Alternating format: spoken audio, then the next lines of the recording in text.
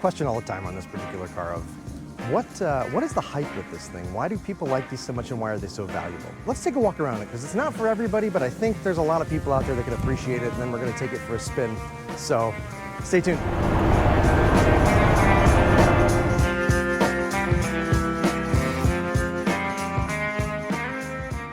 All right, we're actually at home today, but sitting in the driveway, I've got the D90. It's such a neat car. Now, this particular car, this is a car that was, it was restored to better than new condition, but retaining the originality of a good body. You can see these rivets, the welds, everything's all intact. So they picked a very solid piece of machinery to base, I don't even know if I'd call it a resto mod. I would call it, I don't know, a tribute in a way, a factory tribute. But this is the company that actually did the restoration. If you look them up online, Mark, the owner, they're extraordinarily knowledgeable guy. Because this did come from England. Those are real plates on the back there.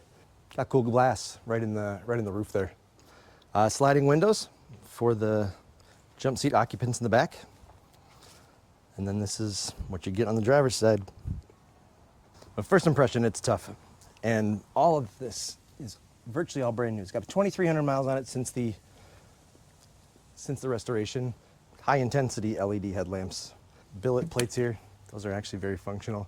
This is one of the coolest things on these cars. This is actually a vent that flips up. Let me show you real quick. There's a lever right here on the dashboard. Slide it over and pop that out. And you see the vent opens up and you get fresh air right into the cabin. And today's one of those days, so when we go for a ride, those are definitely popping open. Whether you can tell or not, I know these kind of scale differently in pictures, but they are actually pretty small. This is where the audio system would normally go.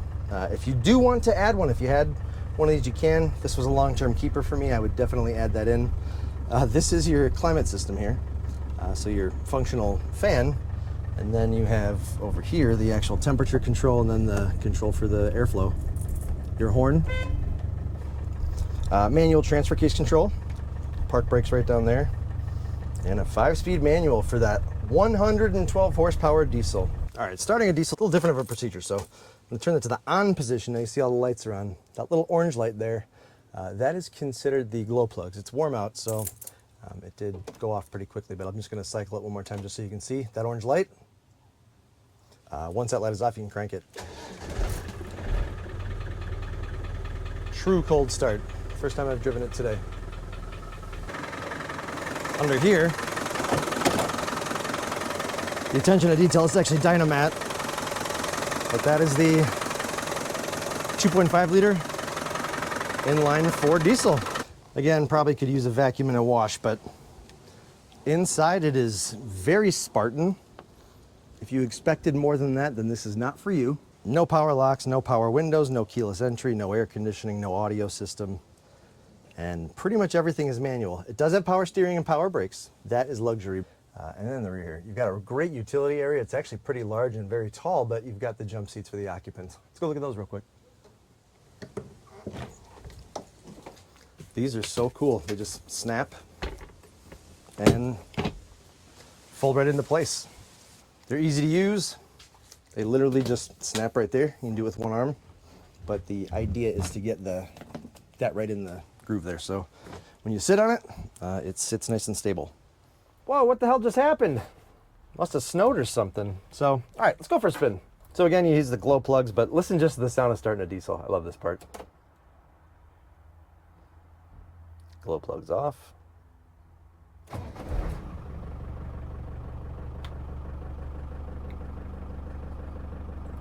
I love that sound.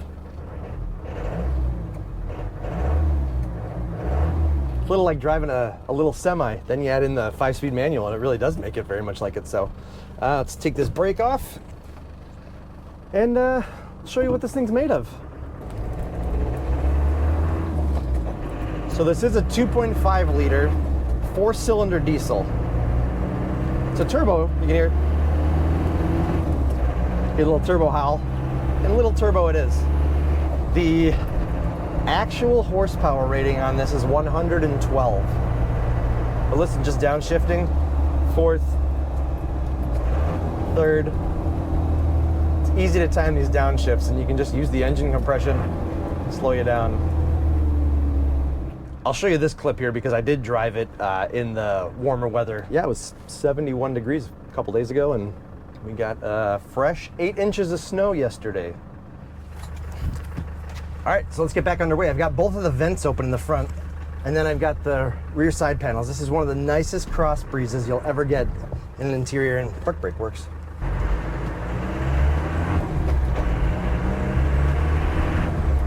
Get to hear some more of that muscle. I've put hundreds of miles in this thing and it's been awesome, but this is the coolest. Just this airflow is, you just get a little breeze. It's nothing crazy. You can hear a little bit more of the outdoors. And I probably should have thrown a camera in it yesterday during the snow, but it was so much fun in the heavy snow. There were a lot of areas that were unplowed and this thing just drives right through it as if it's not even there. Don't let the 112 horsepower scare you. It's not as slow as you'd think. I mean, we're going about 60 miles an hour right now. It's not awful. Obviously, you got wind noise. There's not a lot of sound deadening in it, but I'm comfy. I got the heat on. But look at this visibility. I mean, it's one thing I've always loved about Land Rovers. I mean, it's a common trait of this brand is that you have a panoramic view of the world in these. And even cruising at 60, I mean, it's so well built. It's not a struggling cruise. I mean, the alignment's dead on. The brakes feel fantastic. Clutch feels awesome. The mid-range power is decent. But yeah, I mean, here, downshift into fourth. I'm gonna hit a turn here. Go down a third. That's no slow turn either. The low center of gravity in this is pretty neat because of that deficit in power, which we'll call it what it is. You have to exercise the car to make power. I love it. You really have to be hands-on to get the most out of this. And let's be honest, driving it and knowing how to drive it right is the biggest difference. But I mean, here, I'm in fifth gear. Listen to that. Mid-range power is great. Cruising at about 60. All right, I want to give you a little taste of the acceleration here. All right.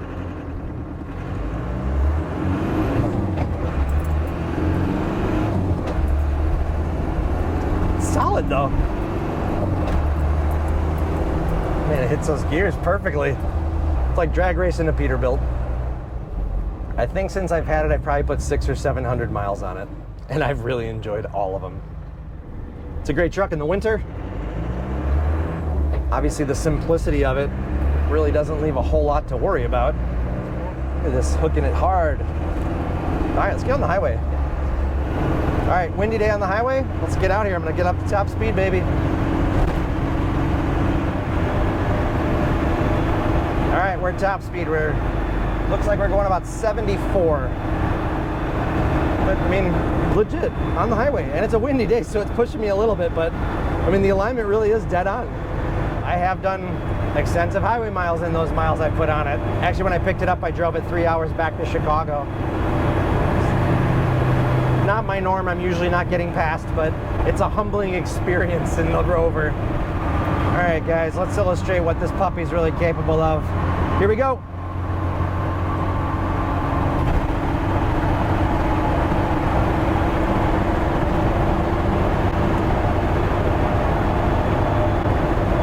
Woo! Woohoo! I know I said this isn't for everybody, but for the people that this is for, it's as fun as you think it could be. It really is. Again, I know not everybody would love, but for somebody who really loves driving and kind of loves the involvement and organic nature of it, this is kind of an intangible. It's a lot of fun to drive. Well, I appreciate the time. Thanks for joining me because this was a lot of fun for me. I hope it really did capture the essence of what it's like to actually drive this car. But I appreciate you. Thanks again. I'll see you next time.